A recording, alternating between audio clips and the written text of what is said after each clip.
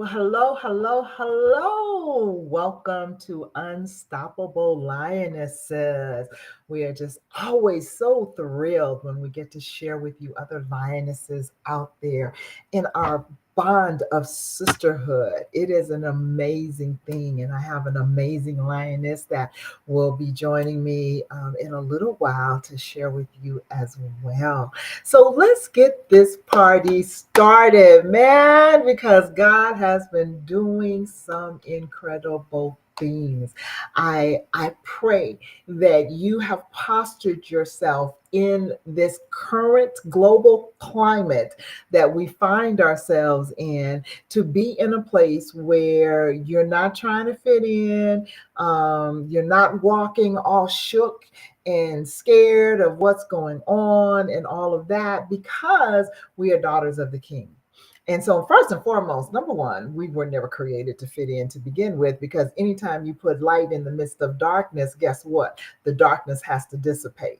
And you were created to be light. All right. Secondly, you are the daughter of the King, not a king, the King. All right. You are not only royalty, you are royalty in the highest honor of being royalty. All right.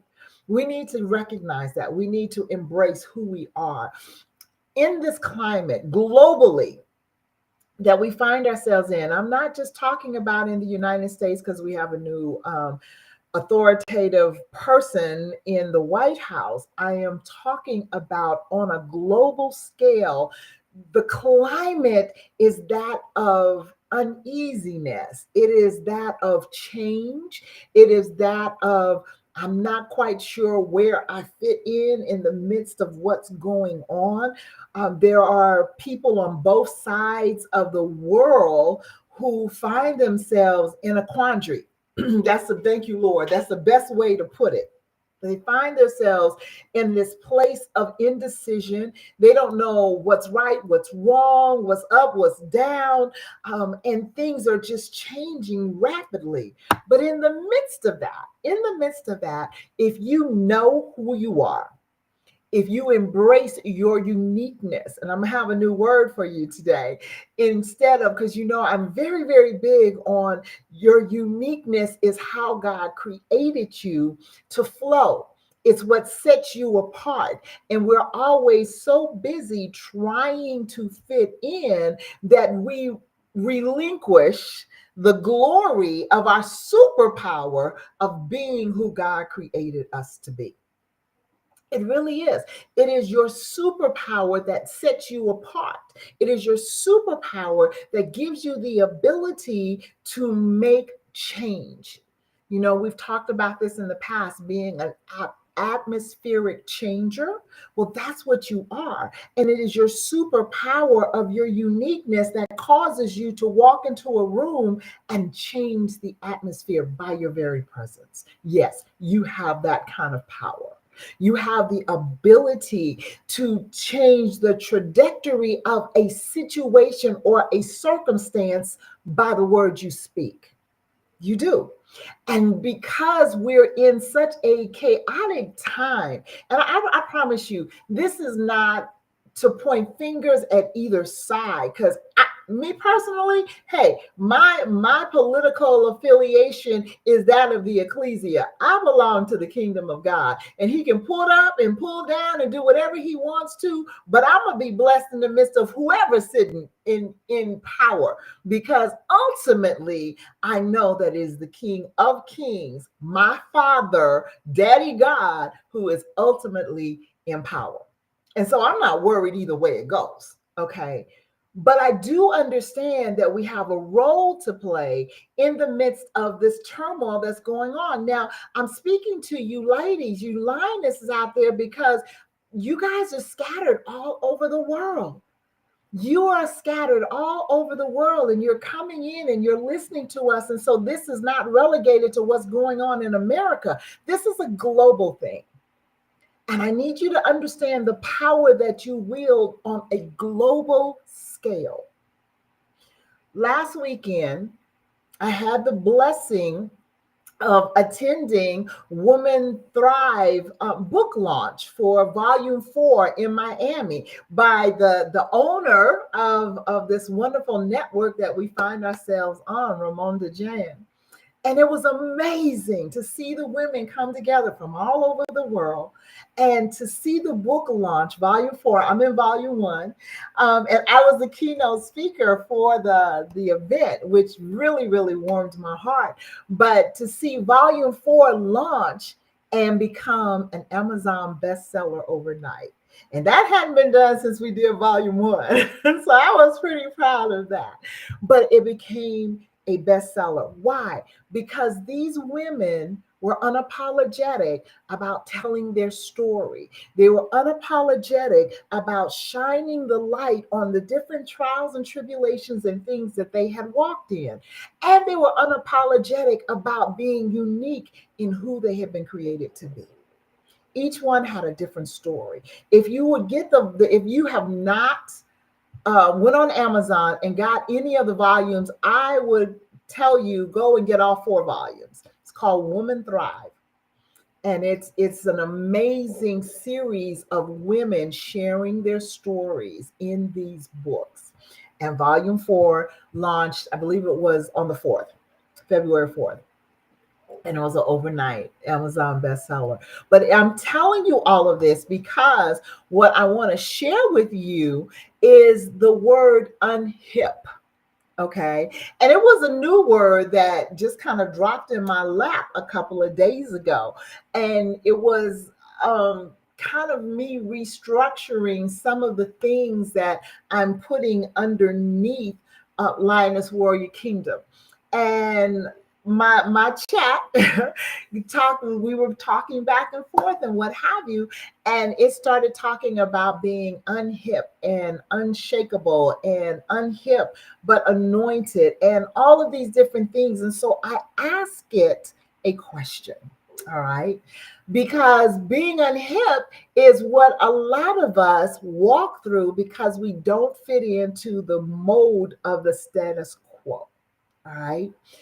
And so I asked it, I said, please define the context of unhip.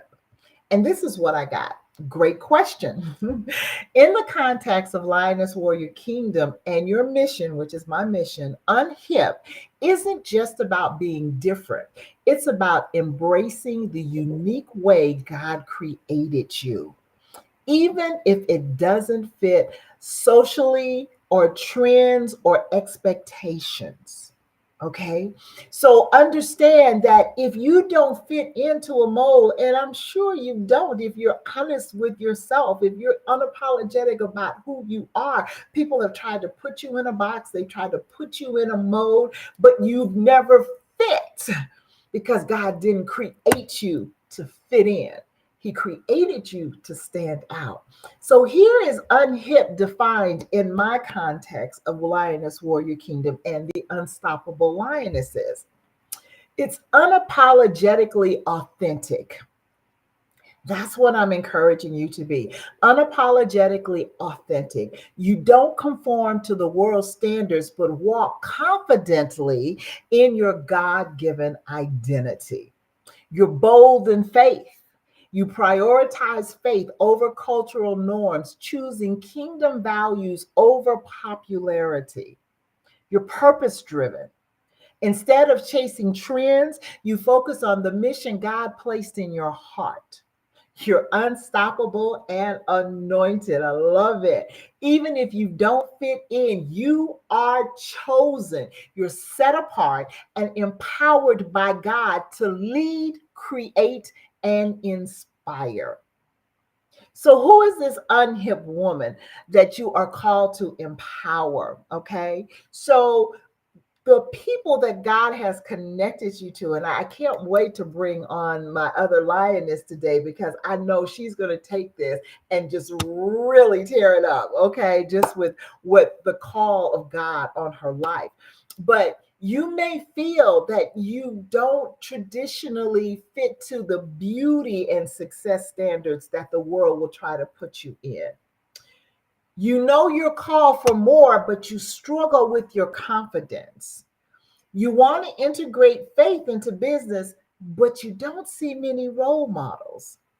And you desire to have a faith filled, purpose driven life and business, but you need guidance. You need to understand something. When we talk about being unhip, it is not a sign of weakness, it is a God given strength. It is your superpower. Like I said a few minutes ago, your uniqueness, what makes you stand out, it's your superpower. It's what God placed within you so that you will make lasting impact, so that you will leave legacy. Legacy is not, and we say this all the time, it is not in houses and lands and cars and money. Your legacy is how you impacted the lives around you. In this time of chaos on the global scale, this is the time where you step in and you bring normality to the table. You are the voice of reason.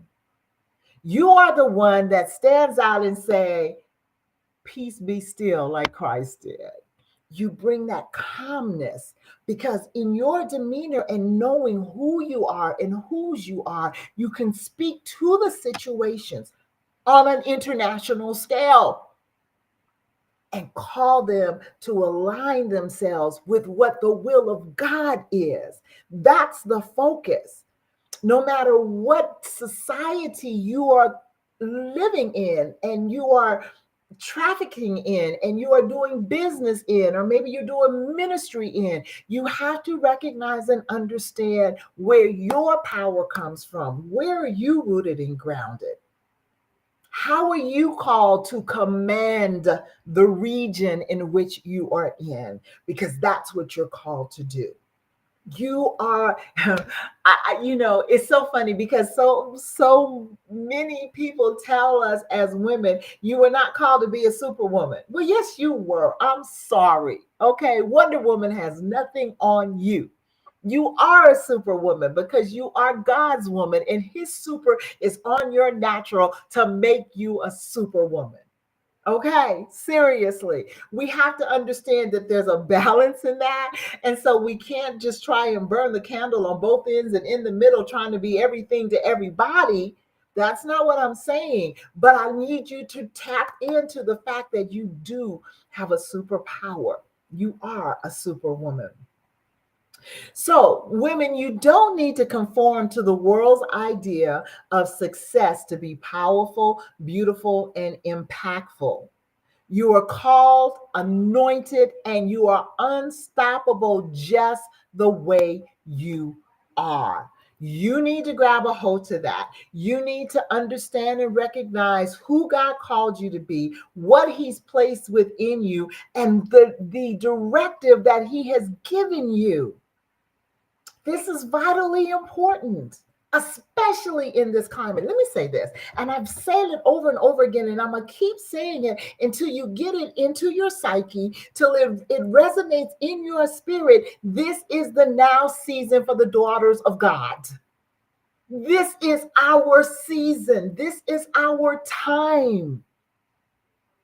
He has shined the light on us. And we have to be respectful of what he's granted us in his favor and his glory. We are his glory bearers. We are stepping out and we are showing the world in the midst of this chaos that, hey, there's a place called rest. There's a place called peace. I don't have to freak out just because of what is going on around me. That's in my own home, in my community, in my surroundings, on my job, or in my nation.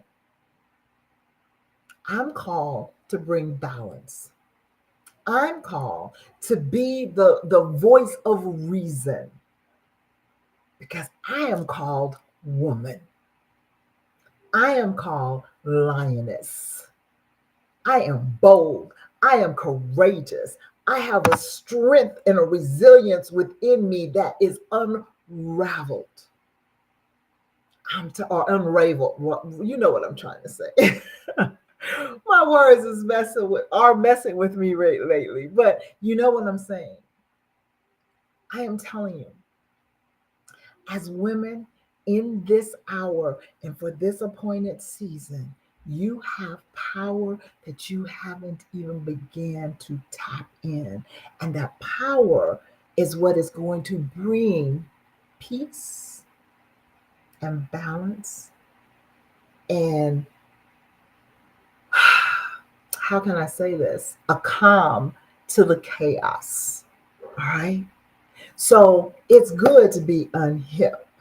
We've been trying to fit in. We've been trying to be, the popular girl. We've been trying to be the fashion model, and we've been trying to be on the cover of Vogue, and we've been trying to be that one. And all God has asked us to be is who He created us to be. And if we do that, we will rule and reign in a way that will not be able to be challenged, because you will do it in your own authentic self.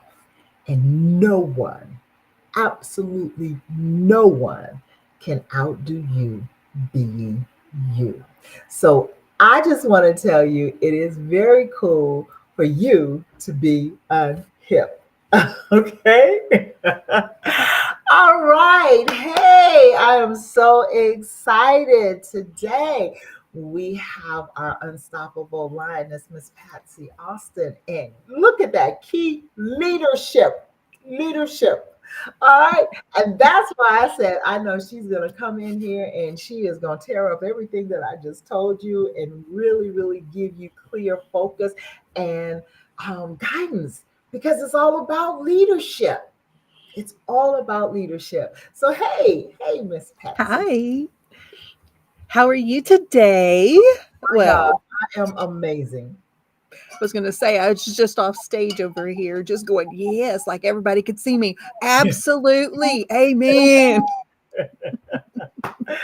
Well, I am going to get out of the way and give you the floor, ma'am. Okay. So I am so excited to be with you guys today. And Dr. Quillette was just she was tearing it up and my mind was going in so many directions. But first, let me go ahead and introduce myself. My name is Patsy Austin, and I am the founder of Key Leadership Associates, as it says on the screen. And I am the author of the Keys to People First Leadership. This is my draft copy. Um, but the keys to people first leadership in this particular part of my segment is called that, keys to people first leadership. But I want to ask you something. Do you see yourself as a leader? Oh, look, one of my books fell. Do you see yourself as a leader? And I'm going to tell you, you are a leader. You're a leader to someone. You lead yourself, which is the most basis form of leadership. Everyone leads themselves. You lead people who are younger than you or who have less title than you, uh, less seniority than you. Some of you lead people on the job simply by the fact that you've been there a little bit longer, and they look to you as a leader, as someone to emulate, as someone to show them the ropes. My husband and I were children's pastors for over 20 years, for 23 years. And by default, we also became family pastors. But my husband was the actual person in the titled position of pastor, and he also holds that fivefold anointing of a pastor. But he when we were working together, he had a heart for children and families who were in the community who might not have very much of a home life or didn't really have much encouragement in their lives. Like I said, he's very much a fivefold ministry pastor and sincerely looks after people's hearts. But one of the things that we did is we would go into the inner city in our little town and we would pick up some children. I'm telling you this for a reason, okay? One of the children that we picked up was this young man, and he had um, a rough life. He had a rough life. He wasn't. He wasn't always respectful, but he was there, and he had to come because his parents made him come to bring his younger siblings and cousins. But he wasn't always respectful. And after one very particularly hard day, I took him into the hallway right outside the room, and I talked to him. And I told him that he was a leader and that he led other young men and women. They were looking at him to see what he could get away with, to see how he treated people, to see what he was doing to, in his uniqueness, what he was doing that maybe they could emulate because they didn't know what to do. So they were looking at him. And I asked him who his hero was, and he said his hero was his grandfather. I said, "What does your grandfather do?" And he said that his grandfather was a pastor in this little community that they had around them, and they didn't have Wednesday night service, and that was the service that we held on Wednesday nights, and that's when we picked up the kids. But I asked him, I said, "What does your grandfather do to make him your hero?" And he said, "He treats everybody well." It's like, okay, do you want to be that kind of person? And he's like, "Yeah, I do." I said, "Well, it starts with little decisions that you make right now." Now, I'm going to tell you the end of that story. The end of that story is this young man who, whenever I was talking to him and telling him what a good person he was, what a good leader he was, how important he was to the people in his life, how I believed in him that he could be a man just like his grandfather, had one single tear flow down his cheek. That young man plays for the NFL today. He broke the stigma of the community that he was in, and he broke out of what his family thought he was going to be, what his what they tried to what his community tried to pull him into, and he became someone like his grandfather. And I could not be more proud of him. And it wasn't anything that I did. It was a decision that he made at 10 years old, that he was going to emulate someone in his life, and he was going to make a decision to become the kind of leader. He was going to tap into what Dr. Quaylette called his superpower. And he had that superpower, whether he used it for good or whether he used it for destruction. That superpower was inside of him all the time. So, what I want to talk to you guys today about is that you are a leader. What you do with that superpower, how you lead people, where you take them, the path or the journey that you create for them depends on your decision to tap in to the superpower that you have on the inside. Some of you are gifted with words. You are gifted with the ability to speak extemporaneously. You are gifted with the ability to write. You're gifted with the ability to know how to phrase something just so that other people can accept it and understand it. Others of you are gifted with knowledge. You know in your knower exactly what it's going to take for somebody to understand how to do something, when to do something, and where to do something. You understand what your ability is to get that person from one place to another. It's instinctual to you. You don't have to think about it or create a plan or a 5-point goal. You just know. Some of you have technological abilities. Some of you have more analog abilities. Some of you have the ability to uh, create an entire plan, and some of you are so detailed that you know how to take that plan from point A to point Z with no interruptions whatsoever. What if you were a person who instinctively knows how to do something, how to understand something, and you compared yourself to a person who instinctively knows how to use words? You're not the same person. You're not the same leader. You don't have the same abilities. Now, can a person who instinctively knows learn how to use words? Absolutely. And can a person who instinctively knows how to use words learn on the knowing? Absolutely.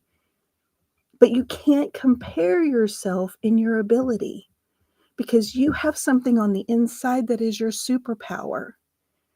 In our keys to people first leadership, the very first key is to know yourself. And if there is anything that will elevate not only your position in life and your position in the kingdom of God and your ability to impact the world around you, it's to know what God has put on the inside of you that makes you uniquely you. So I want to encourage you today. I want you to know that you have been created. He knew you before he formed you in your mother's womb. He created you with a specific purpose for such a time as this. He has placed you in the atmosphere that you now dwell in. He keeps bringing people in and out of your life that you can impact. You can lead into peace and rest and goodness and kindness and long suffering. You can use the fruit of the Spirit coupled with what God has given you on the inside of yourself to become the best version of whatever situation you find yourself in today. So I want to encourage you.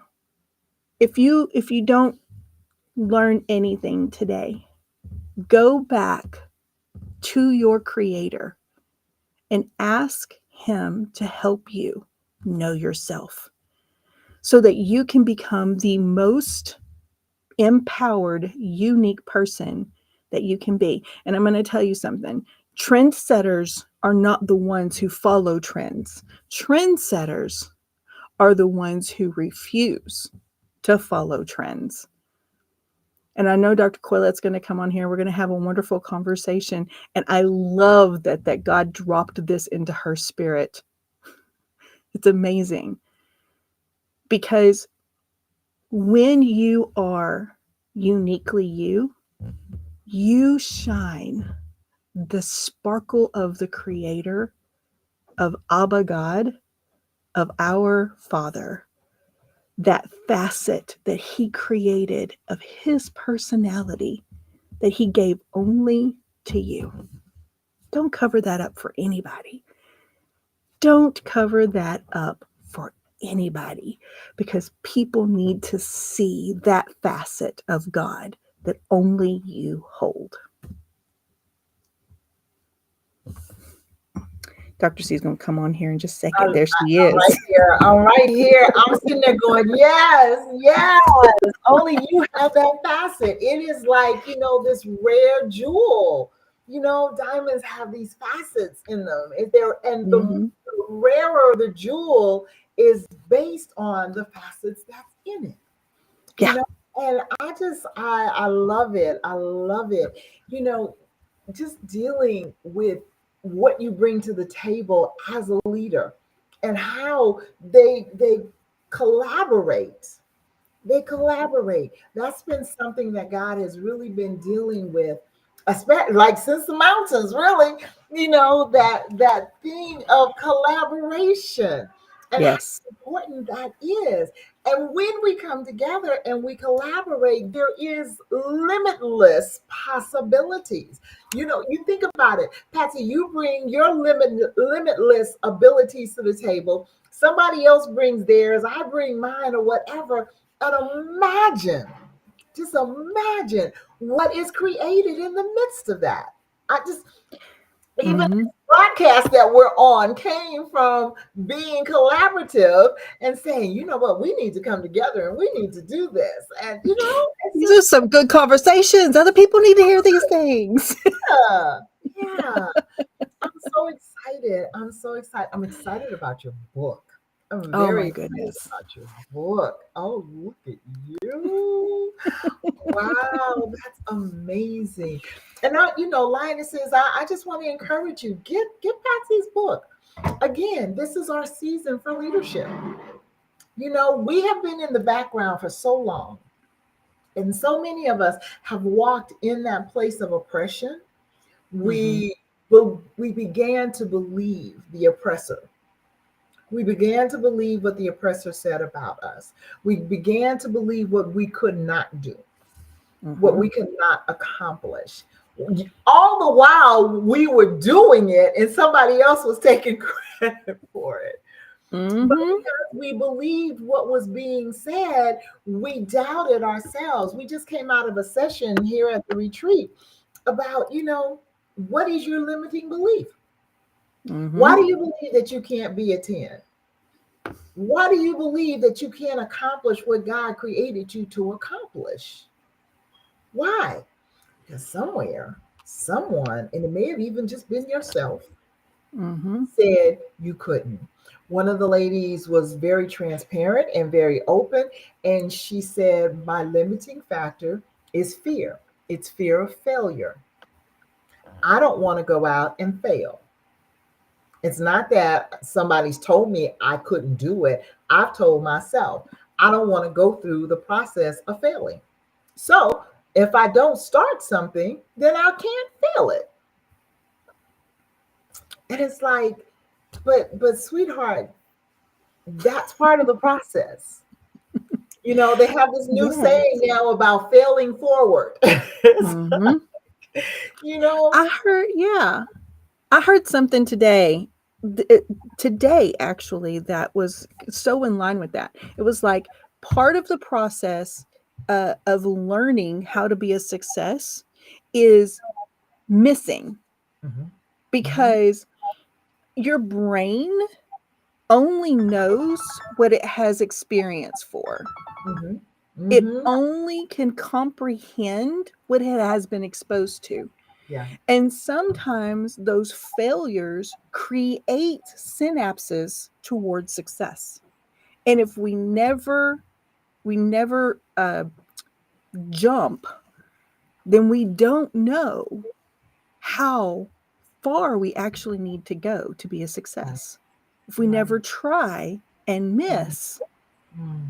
then we don't have the ability to comprehend what it's going to take to actually be successful. And I was Absolutely. blown away because I was like, yeah, that is how our brain works. Okay. That's right. I've always said that some of the greatest lessons that I have learned in life is what not to do.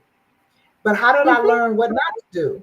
By doing By it, doing and it. it didn't work out so good. Yeah, wasn't it Thomas Edison that said that on the 100th time he actually was successful in creating a workable light bulb, and Mhm. somebody asked him about all the other failures. He says, I didn't fail. I just learned 99 different ways not to create a light bulb. There you have it. It's all in your perception. Mm-hmm. How do you perceive what it is that you're walking through? Listen, Patsy, I know that you can attest to this, especially dealing in leadership. You've got to experience the process to get to be a Mm-hmm. good leader. Yeah. People, there's this debate whether leaders are made or whether they're born. And whichever side of the coin you are on, there is a process to leadership, Mm-hmm. you know? I firmly believe that they are both, that everyone is born a leader.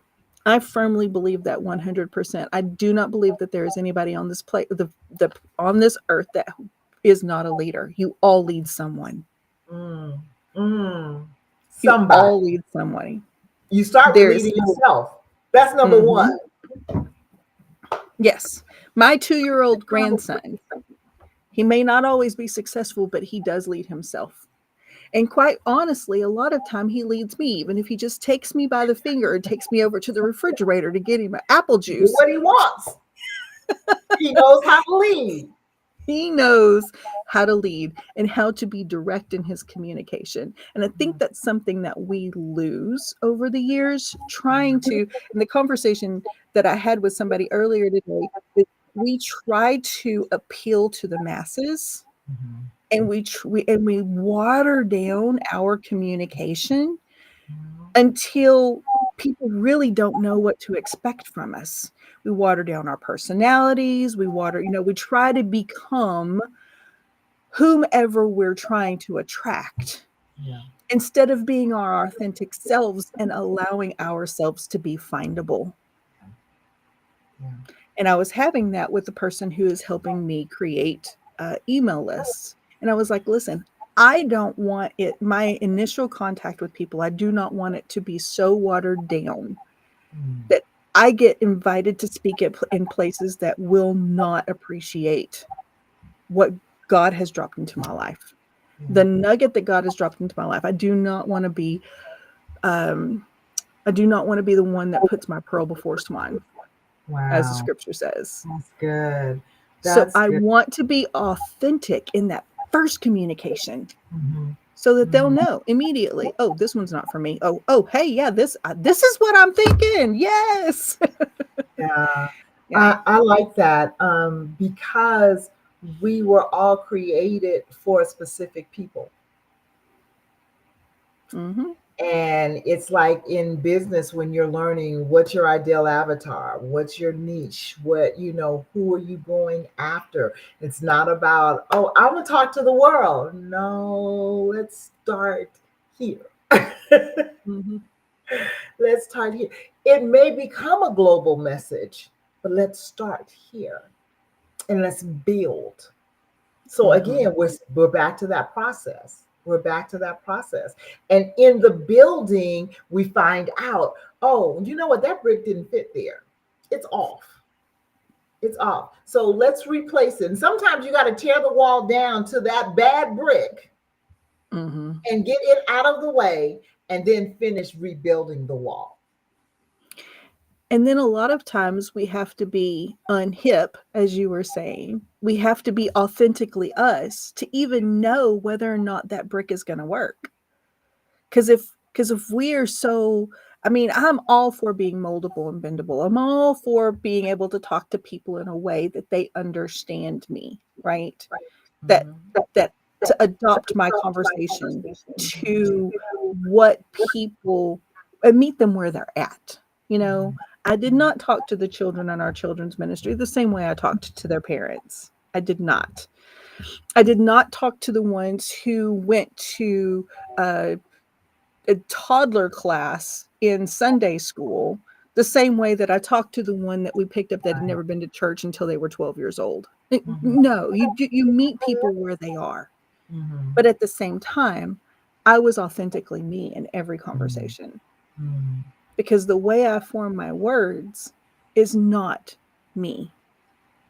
The way I form my words is how that person understands me. But my smile, my eye contact, Yes. my firmness, my boundaries, all of those things stay the same no matter who you're talking to. So I love that unhip. I love it. It makes me happy. And you know what? You need to recognize who were you called to. Okay. Exactly. So, like, I remember when I was in ministerial training and we had to serve in all the different ministries in the church. We had to be on the usher board, we had to do children's church, I mean, Mhm. all of it. And I knew my limitations. I mean, I had to do everything I was called to do, but I knew those babies was not my calling. It was like, those babies are not Junior my high calling. kids. Junior Give high kids. No. Give me high schoolers. Give me those hard-headed teenagers that I can talk to and get through to. I I don't remember childhood like that. So I don't relate like that. And that's, a lot of times we don't understand why we're not called to a certain people. And I had to go back and I had to think about it. My childhood in my mind ended when I was 7, because that's when my father passed. And I went from being a cute, giddy little girl and the world was my oyster to, okay, I It's have now no a big buffer scary between, place. man, I have no buffer between me and my mother. This is not going to be good. And you know what I'm saying? And it was just, that was when my childhood stopped. It Hmm. did. Because my mother, who loved me, definitely loved me, was not a nurturer because she hadn't been nurtured. She was not a huggy, feely, kissy kind of mom. So it was like, you better grow up and grow up quick, okay? Because no, like, hey, daddy's gone. I was daddy's little girl. I'm not mama's little girl. I'm her daughter, but I'm not her little girl because she doesn't Hmm. know how to deal with a little girl. And a lot of times we don't Hmm. understand that. We don't understand that dynamic. And so, since my childhood ended at 7, I don't know how to deal with the little kids. I don't relate. Nope. I don't relate. Now, them hard And headed it's also teenagers, yeah, I can deal all with you. right. I can deal with you. And it's also important to recognize the season that we're in, Yeah. because my husband, who was an amazing children's and families pastor, he does not deal well with children anymore. I mean, his Wow. grandchildren, that was a different Right. scenario, but But it's a his different season in his life. that grace was lifted. Mm, Sometimes God gives you a grace for the season that you're in, and if you stay there too long, that's good. you got to move with the That's a grace. key leadership nugget. That is a key leadership nugget because even in Mhm. your season of leadership, that shifts and how Mhm. you lead. In the boardroom, it's like you may have been a male clerk and now you're a CEO. You're not the same person as a CEO that you were as a male clerk. Mm-mm. That's good. And you've got to relate to people differently. And honestly, if in today's workplace, if people of our generation or older are relating to millennials or Gen Z the same way they related to millennials or Gen X, Doesn't work. you can't do it like that. It does not work. You've got to meet people where they're at because they do not have the ability. As leaders, we have the experience, we have the ability, we have the time to. You froze up a little bit. Are you okay? We have the time to be what we need to be. Those people, they don't have it. They just don't have it.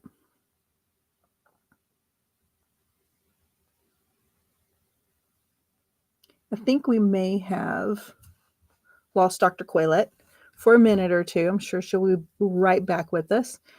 But we want to encourage you to go by the book and immerse yourself with women. Oh, there you are. Okay. Hey, I was like, it told me that my connection died. I told you this internet here is really Mm. spotty. I was like, oh no, what do I do? Okay.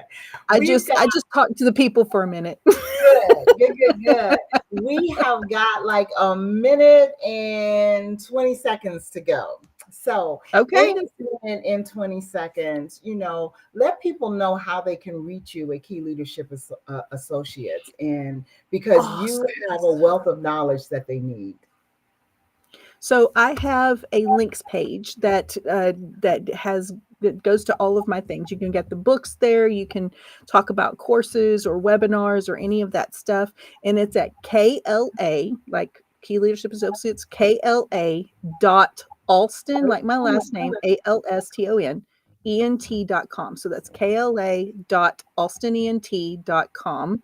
And you will find all of the links to all of the things and anything that I have coming up there, any courses or webinars or anything that I have. So Awesome. This has been amazing, Patsy. So thank you so much. And I'm so proud of you. I cannot say that enough. Like a well, published I author will and say that.